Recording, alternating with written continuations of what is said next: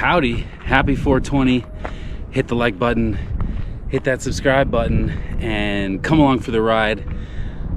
We are 1 week out from the Canyons 100 miler. Let's go.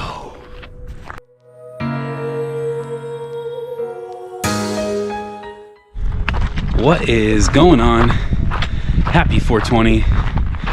I guess you'll be watching this the next day, but it's 420 here, and boy, Utah didn't know. First year that they have had real concentrates in town. Happy to bring it. And yeah, also 1 week until Canyons 100. So we are there. Taper's in full effect. Kind of out here on a hike. And yeah, letting the legs get fresh so I can scoot strong, baby.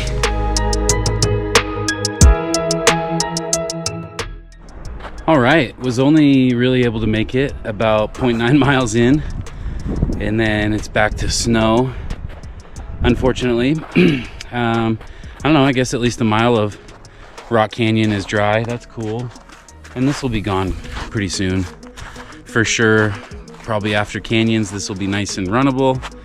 But for now, I guess I'll just do a couple out and backs on this first portion here and try to stay warm because it's freaking cold and it's windy. Yeah, weather in Utah won't make up its mind. What's new?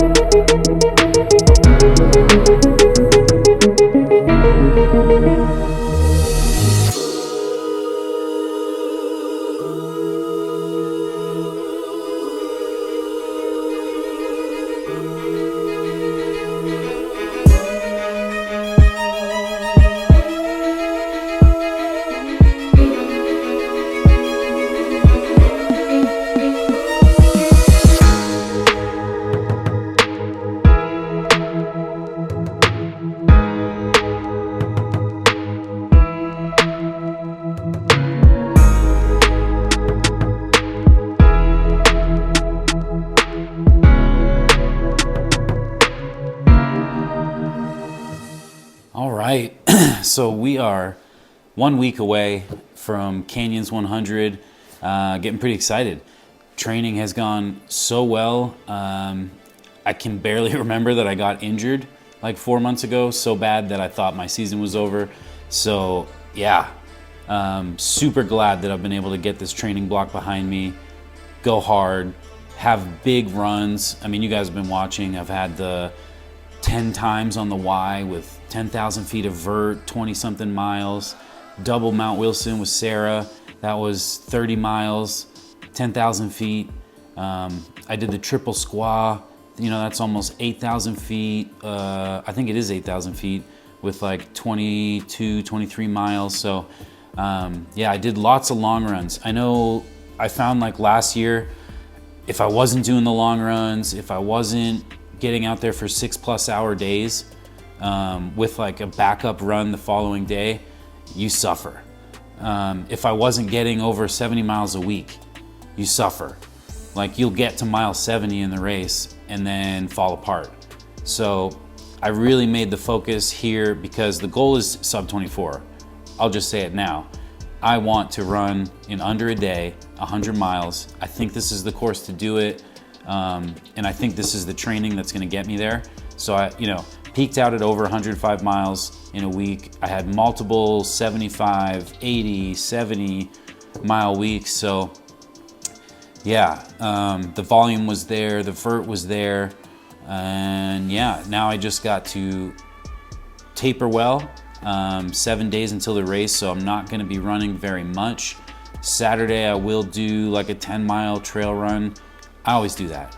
Week before, you know, not a long run. Obviously, 10 miles at this point feels like nothing, but get something in that is still an addition to training that won't be subtracting anything from the body. Because, yeah, obviously the whole point of taper is to let the body recover a bit, let all that hard work sink in, and yeah, be able to have a fully loaded clip to unload on race day. And that's how it feels. I feel like come race day, I'm gonna be ready to go. I have a place in Auburn. I'm gonna be getting there Wednesday. The race is Friday morning. So I'll be able to get in. I can cook my own food at this Airbnb. I'm not gonna be having to eat out or do anything like that. So I know I'll be able to control all of that, all my intake, and be very well prepared. I'll be able to get all my drop bags together. This race has definitely gone through a lot of changes. If you've been paying attention, if you're running the race, you know that it went from 24,000 feet of gain. It was a point-to-point race. Now it's essentially a loop. There is a little out and back to Forest Hill. And now there's only 17,000 feet of vert. So that's a huge difference. So when I learned that about a month ago, maybe less, maybe 3 weeks ago to this point, I definitely changed things up. Just kept going with the treadmill, grinding on an incline. I did lots of miles grinding uphill on the treadmill. I think that's gonna help. And yeah, everything seems to be falling into place. Now, one of the other changes, I mean, it was never really ideal to begin with if you were looking at the aid station charts and stuff. Drop bag, I don't get one until mile 48. That's crazy to me, that I can't have a drop bag until mile 48. It's a new challenge though, so I guess I'm gonna be carrying a lot more maple syrup from the start of the race and hoping I can make it to mile 48 with supplies or utilizing aid station supplies that work, because we all know you got to eat what looks good on race day, and having done all this training, I kind of know what works. And I'm really hoping to stay within that, but we'll see. I don't want to carry like too much shit for 50 miles. So the other thing that changed is pacers. Before, we were picking them up at Forest Hill and they had maybe, I don't know, 30 or less miles to run with their runner. There's only one spot to pick up pacers, so you only get one and they got to go with you to the finish. Now, you're still picking them up at Forest Hill, but there's about 34 miles to the finish from there. So yeah, big ups to all the pacers who are taking on, you know, a 55K to bring their buddies in. Big ups to Sarah for doing it for me, and thank you to Mike for making another drive out to come to a race that Sarah's not even doing. So yeah, just very thankful for everyone who's helping me, for anyone who ran with me during training. And yeah, it'll be cool to be out there, go to the expo, meet everybody, hang out, film a cool vlog, and yeah, unload the clip, because that's the goal. Sub 24. A goal, it's all that matters. Let's go. Let's go.